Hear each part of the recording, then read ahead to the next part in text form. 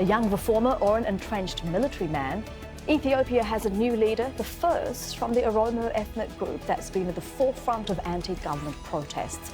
Can Abiy Ahmed unite a country riven by ethnic tensions? This is Inside Story.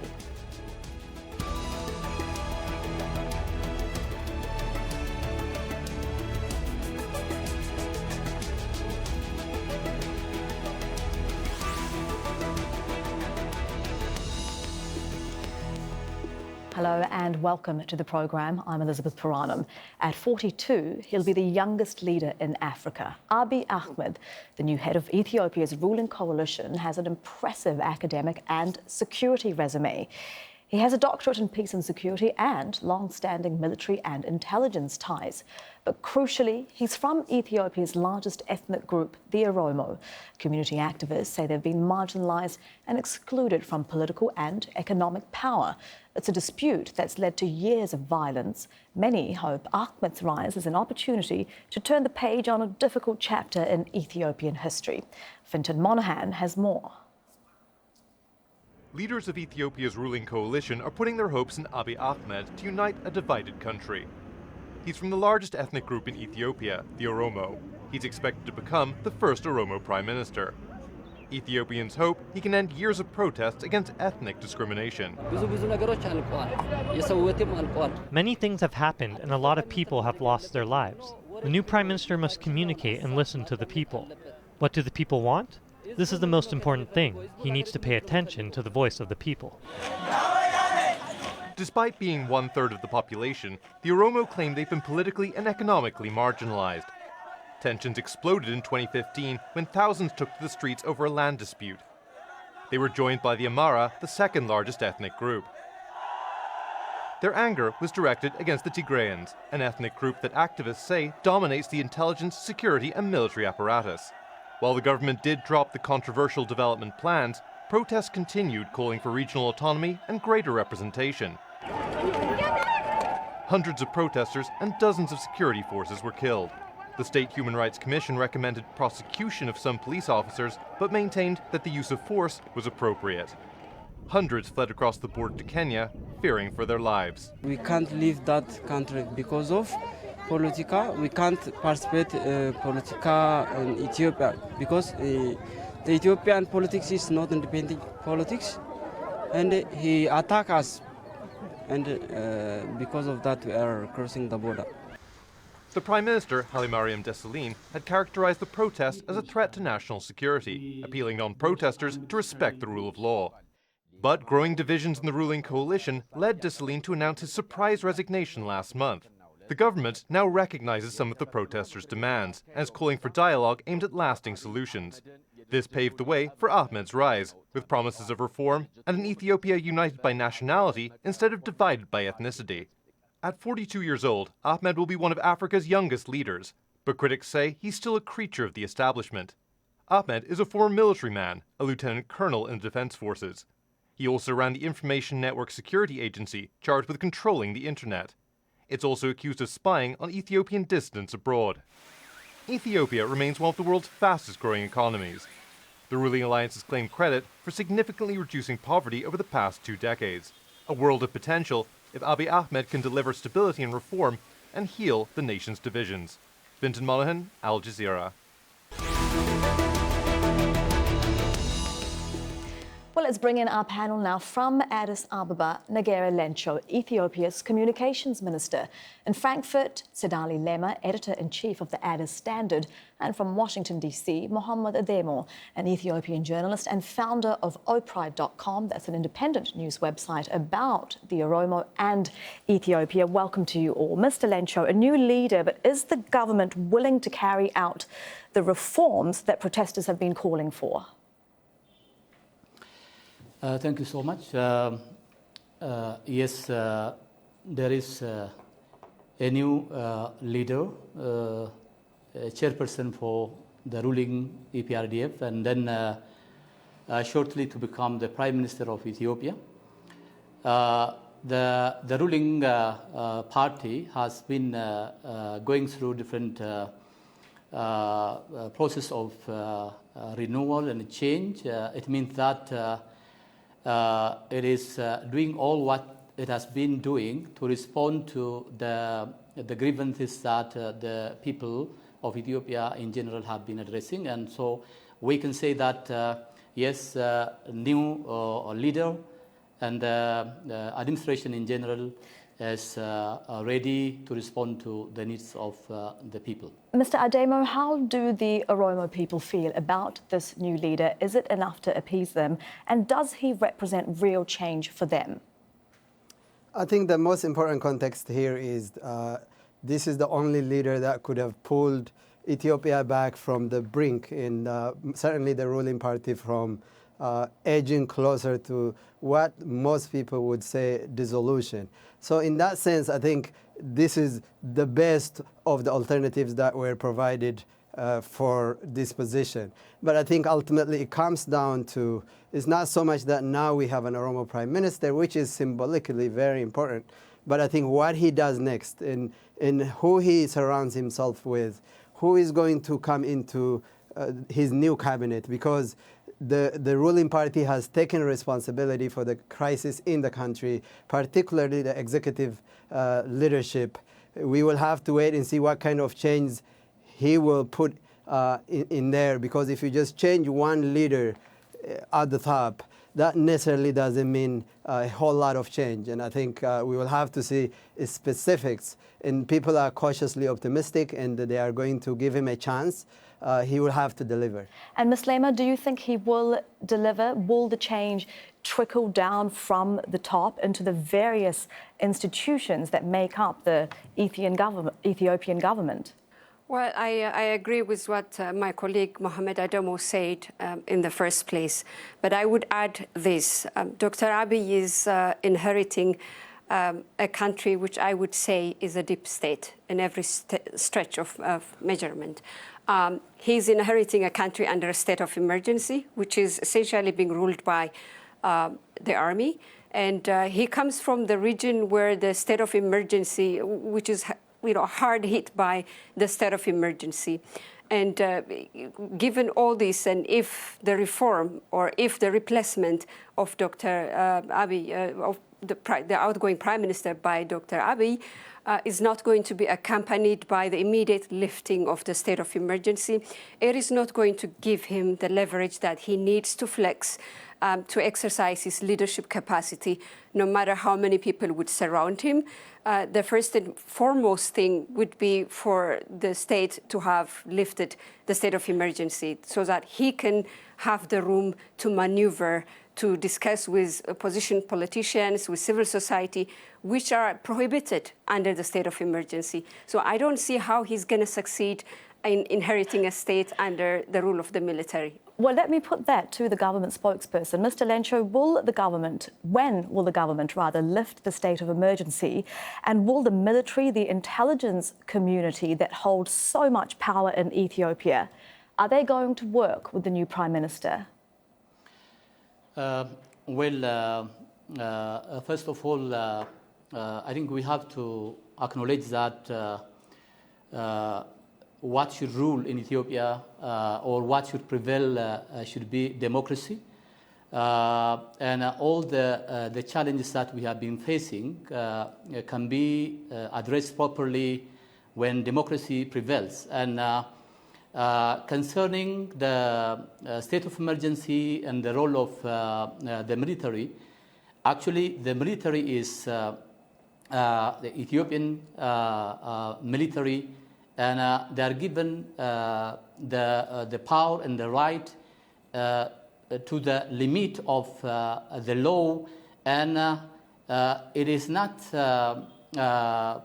by a personal willingness, or it is not preference, it is not a choice to accept and work with the new leader, but the constitution forces all the institutions, including the military, to work for the people of Ethiopia, because the decision made, the new chairperson of EPRDF and then the new prime minister has been elected democratically. It means that we are building democracy in a nation, just getting rid of poverty.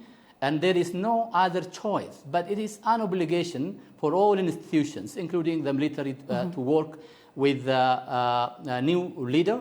And we have hope. We are highly optimistic that the needs of the Ethiopian people will be served and justice will be made. And the ruling party trusts in its leader while electing Dr. Abiy Ahmed to lead the ruling party and then to become the Prime Minister of Ethiopia.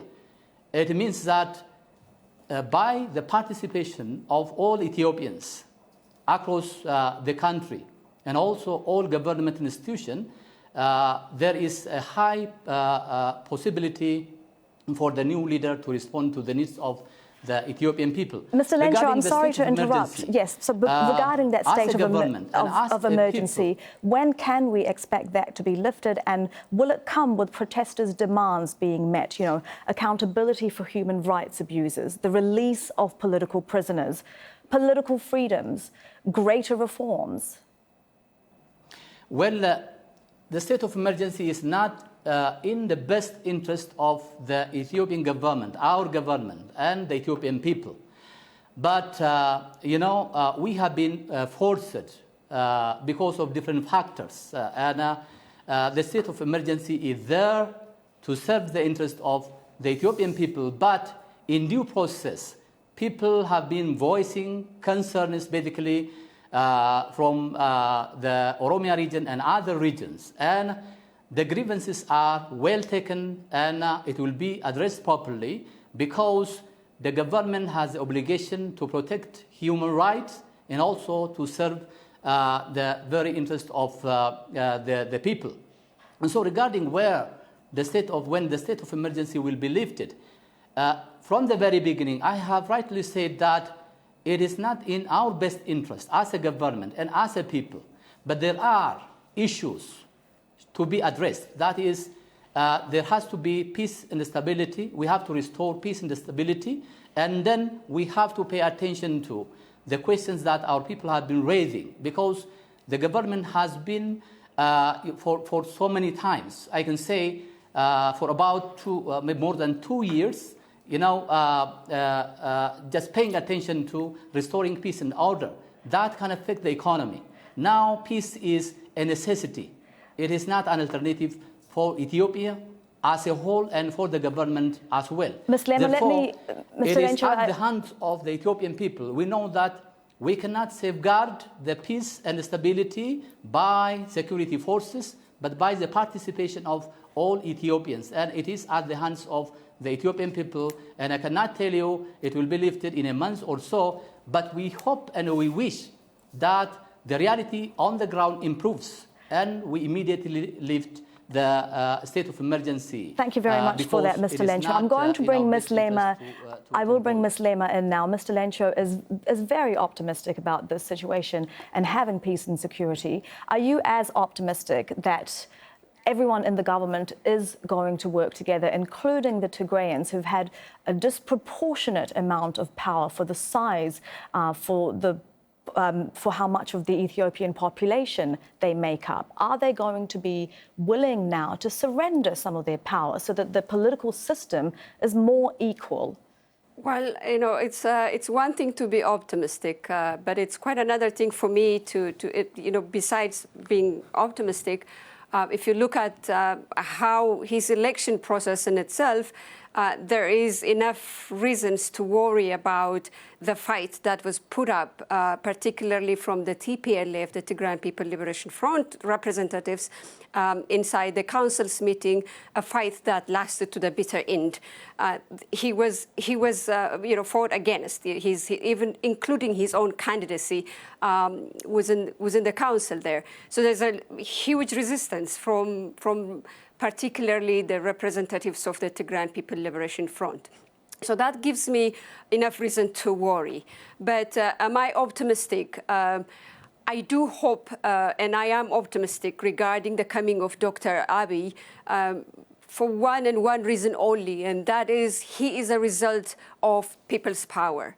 He comes from the region where the people have pushed and cornered the regional state to change its own way of conducting its business. So he is coming from that background, and he knows what it means not to deliver, and he is well aware, to my understanding, that if he fails, what he's going to be facing is going to be the people's power. That gives me hope. And he also showed a bit of an attitude previously that has a departure from the remaining government in terms of listening to the people and in terms of connecting to the people's cry, to the people's grievances. So that gives me a hope. But I still remain, cautiously optimistic about this whole process because unlike what Dr. Negeri said, with all due respect to what he said, it is not going to be an easy thing. And I'm not sure if he will be allowed to bring in the changes that he desires to, given the status quo continues like it is today. Mr. Ademo, Ms. Lemma touched on some real reform credentials that Mr. Ahmed does have. He was a very important part of the Oromo state government that was driving reform in that region, including things like the way police conducted themselves during protests. He allowed the regional broadcaster to have more press freedom. Do you think that he will be able to carry out those reforms on a national level? How difficult is that going to be?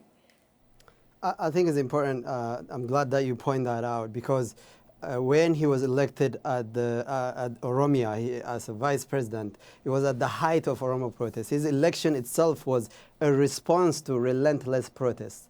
And I think aside from changing the way the regional broadcaster, the board of which Dr. Abiy chairs, and then also changing the police and society relations, I think one of the things that they did successfully at the regional level was acknowledging that there are problems. And the best way to deal with those problems is by listening to people, by cleaning up their house. That entails laying off a lot of people, corrupt officials, TPLF cronies who were holding office as gatekeepers in real reform, in embracing the protesters' demands. And the question now is whether he will be able to take that to the national level. I think he has a historic opportunity to do that. And there are various factors I can cite. One is the regional party from Oromia, OPDO, controls the majority of seats in parliament. In the parliament, the Ethiopian parliament has been a rubber stamp legislature for the last 27 years. But over the last year, we have seen some movement where at least some of the members are now voting their conscience and listening to the will of the people, listening to their constituents. So the most logical thing to do for Dr. Abiy and for his party now is use that power, use that leverage, lift the state of emergency, which essentially takes away his civilian powers and give the powers to the military. I agree with Dr. Lencho that what Ethiopia needs now is real democracy and more freedoms. But the way to deal with that is not by doubling down with the same tired and tried and failed strategies of a state of emergency, more repression, putting people who were arrested a month ago back in jail. Yeah. This kind of back and forth, one step forward, one step back, that is not going to inspire confidence, and that is not going to restore the credibility, the legitimacy that this government lacks. And let me put that to Mr. Lencho then. Mr. Lencho, are the hardliners, the elites in the government ready to believe that security crackdowns can no longer crush dissent? Well, thank you. Actually, Dr. Abiy Ahmed is a gift to the Ethiopian people, and it has come a long way through this different process that EPRDF followed as a party. It means he has been democratically elected because he's a visionary, because he is an architect of change. It is a hope to the Ethiopian people in general, and basically the youth in particular, who have been voicing different grievances. In that case, we have to understand that without promoting democracy and ensuring equality, justice, rule of law in general, I don't think that we can solve the problems that we are facing these days.